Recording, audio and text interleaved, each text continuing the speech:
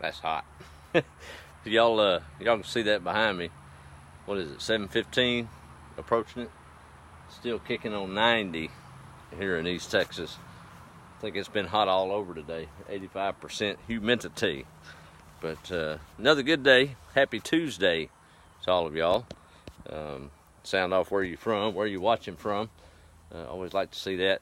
Everybody's been asking about little Hudson and how he's settling in. Let's see. I told him he's going to get to say hello tonight, so he's been patiently waiting. I think he took off, though. Hudson.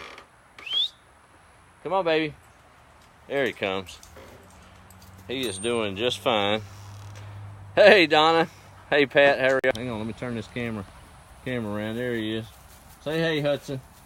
He is loving life. As he is. So, Hudson's doing well and staying contained between the living room and the shut gates in the backyard. So, I'm going to let him get back to his puppiness, and we'll go take a look around the place. Come on, inside. Come on. Come on. Let's go. He says he wants to be on TV a little longer. Get in there. All right. Don't want him on that old road. That old screen door. Some kind of, yes, Carolyn, I do too. Hey, Charlotte, how are you?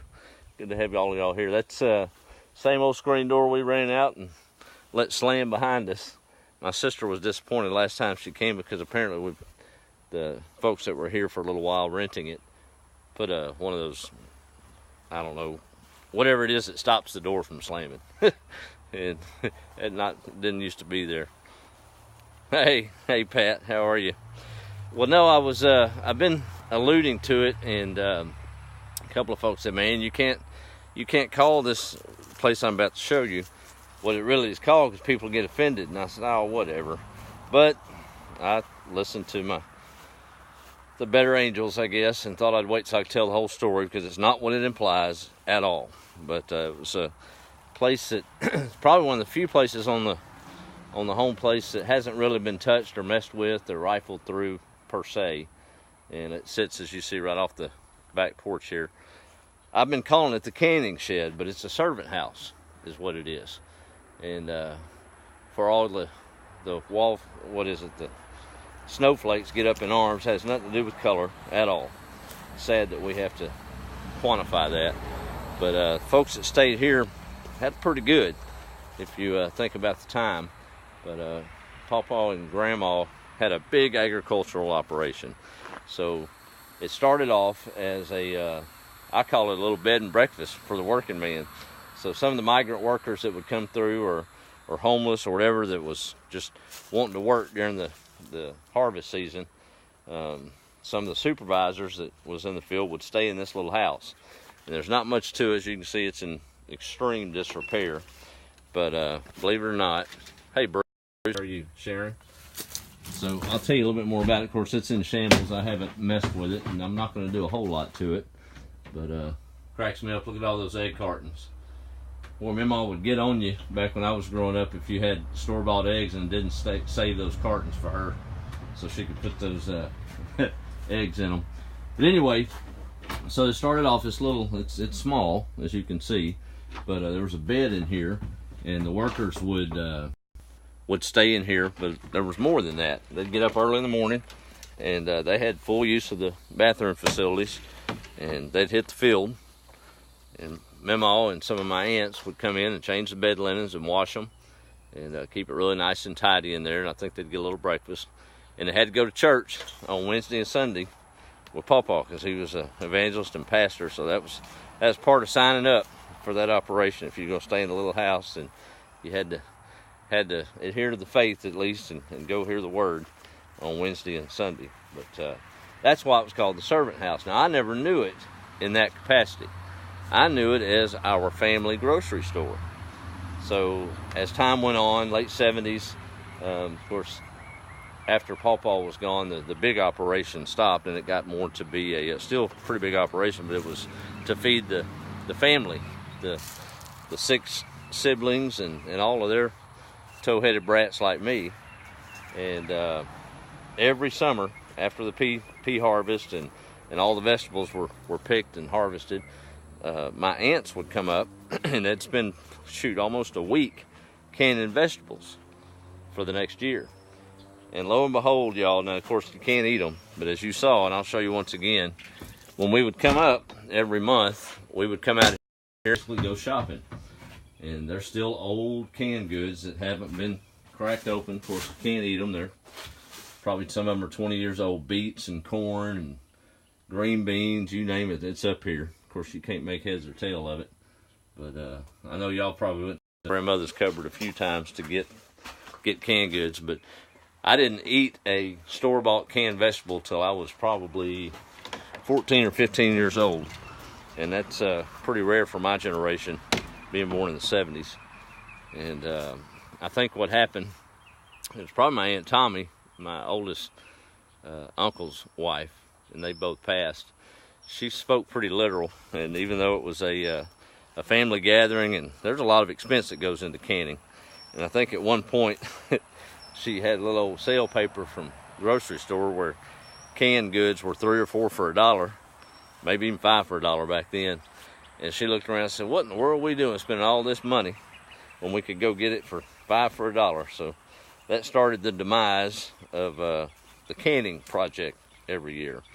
And to be honest, I guess that probably made sense back then, as families were growing and money was tight, and just made more sense. So anyway, that is the servant house, and I will refer to it as that if it comes into any memories as we go forward. And if anybody has a problem with it, oh well, I don't understand that, but that's what it is. But pretty cool. There's some old books in there. One of them I got tickled was, of course, knowing the background, was how to increase your church attendance. I think the printing in it was 1919 or something. So that was kind of a fun read. The chickens are a little restless tonight. I meant to come let them out before I started the video, but had a couple of phone calls to take care of. But they're looking for some worms in my barbecue pasture, which by the way is greening right back up, as y'all can see behind me. Let me see. Hey Sharon, how are you?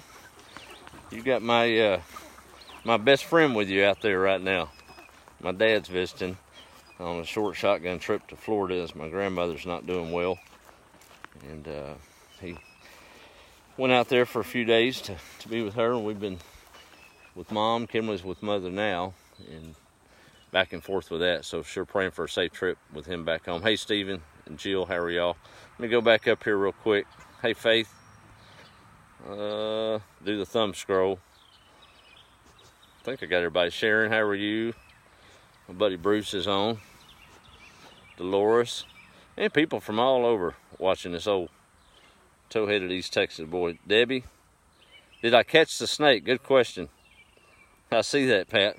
All right, so no, I did not catch the snake last night. After I got off the video, I went out there with my crepe myrtle handle hoe, which I've come to trust. Speaking of which, it's right here.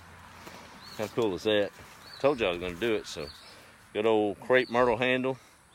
That thing has been death to weeds. It hadn't got a snake head yet, but I'm sure it will before it's over with. Might happen right now. But when I went to go look for the snake, I didn't know a whole lot about coral snakes. I've since found out they're very secretive. I know they're poisonous. I know they're hard to bite humans. But this is where he went into. All right, so he went into here, not that bad, and you can part it back and get back in there. But I wasn't about to go into that, as many places as I've been into, and turn around and see some goofy snake looking at me right in the eye. I didn't know they didn't climb at the moment, so he got a pass last night, but I'm on the hunt for him, for sure. Hopefully I don't step on something like that tonight. That'd be bad, wouldn't it? Hey, look at these old chickens. They want to be on video, I guess. There's Big Al. They're all doing good. Look at them running. Say hi, Big Al. There he is.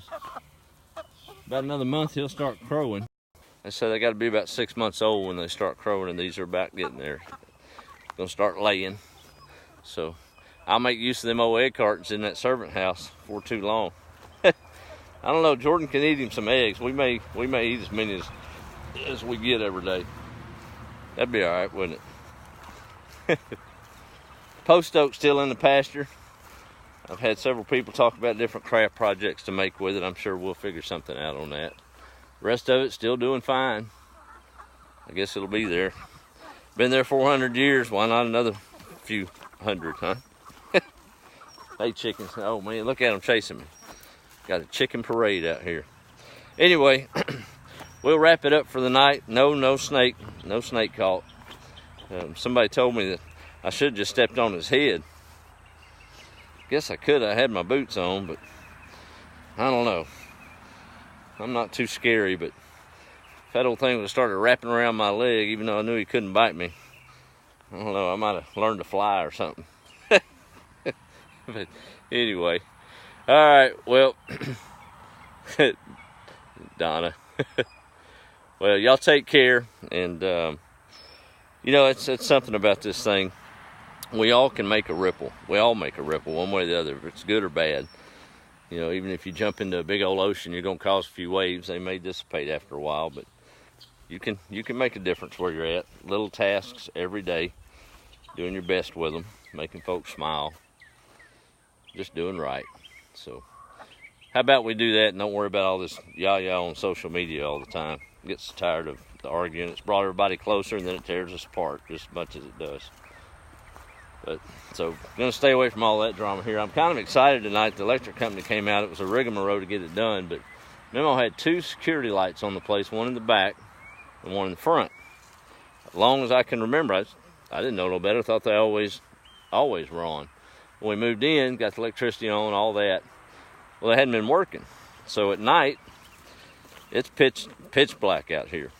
And I almost got on a rat snake the other night going to the mulch pile. I had to let him pass, old goofy thing. But so I called and been going around with the electric company because it's been so long since they've been on. Well, finally got somebody that knew what they were talking about, and they sent a man out today to get them things hooked up. So I'm looking forward to having a little light on the place tonight. Keep the booger bears away, or if they're out here, at least I can see them. And we'll stay out of each other's way that way, right? So that's going to be cool tonight.